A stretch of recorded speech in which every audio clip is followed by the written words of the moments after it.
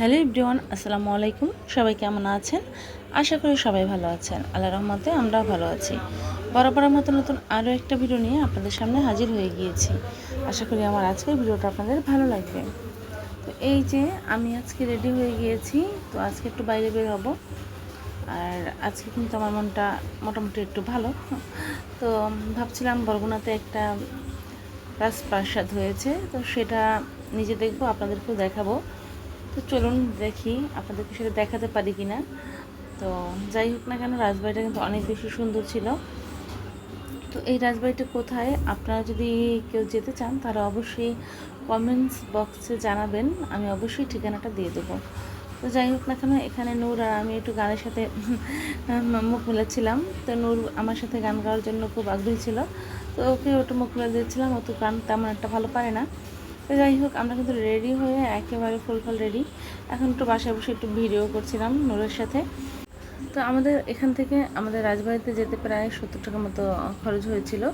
তো আমাদের বাসা যেহেতু বরগুনা সদরের ভিতরেই, আপনারা যারা আছেন বরগুনা সদরের ভিতরে, বরগুনা সদর থেকে কিন্তু রাজবাড়িটা বেশি দূর না। আর এই রাজবাড়িটা হলো আপনার ধূপতির ভিতরে। তো যাই হোক না কেন, আপনারা চাইলে এটা দেখে আসতে পারেন। তো আমি কিন্তু আপনাদের জন্য এখানে ঠিকানাটা বলেই দিলাম।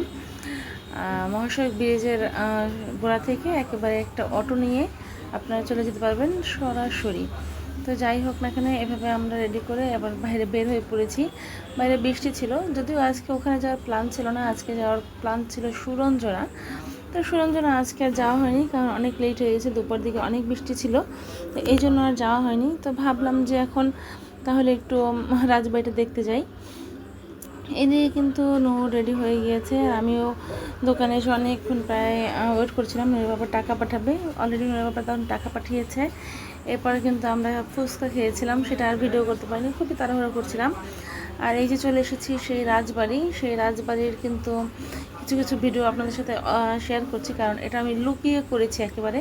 ওনারা ভিডিও করতে দিচ্ছিল না, তো যেহেতু ভিডিও করতে দিচ্ছিল না সেহেতু লুকিয়ে ভিডিও করতে হচ্ছে আমাকে।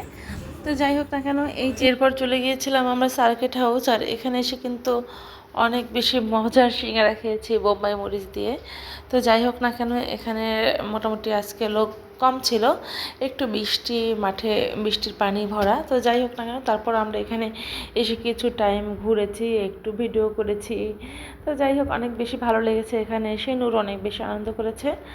তো আমরা কিন্তু অবশেষে সেই রাজবাড়ি গিয়ে তেমন কোনো ভিডিও করতে পারিনি, কারণ ওনাদের কর্তৃপক্ষ যিনি ওইটা বানাইছে আর কি, তো উনি কিন্তু আমাদেরকে ভিডিও করতে নিষেধ করেছে। তো তারপরেও কিছু কিছু অংশ আপনাদের জন্য আমি লুকিয়ে ভিডিও করেছি। তো আপনাদের অবশ্যই সেটা ভালো লাগবে। আর আমার ভিডিওটা আপনারা কে কোত্থেকে দেখছেন অবশ্যই কমেন্টস করে জানিয়ে যাবেন। বরগুনা সদরের ভিতরে থাকলে অবশ্যই এই জায়গাটা একটু ঘুরে আসবেন। তো যাই হোক, এখানে সার্কিট হাউসের মাঠটা কিন্তু একেবারে বৃষ্টিময়, ভিজা ভেজা। তো খুব বেশি ভালো লাগছিল, আমরা এখানে বেশ কিছু ছবি তুলেছিলাম। তো যাই হোক, এরপর নূরের বাবা ফোন দিয়েছিল আমাকে, তাড়াতাড়ি বাসায় চলে যেতে হয়েছে। কেন যেতে হয়েছে সেটা নেক্সট কোনো ভিডিওতে শেয়ার করবো। ধন্যবাদ।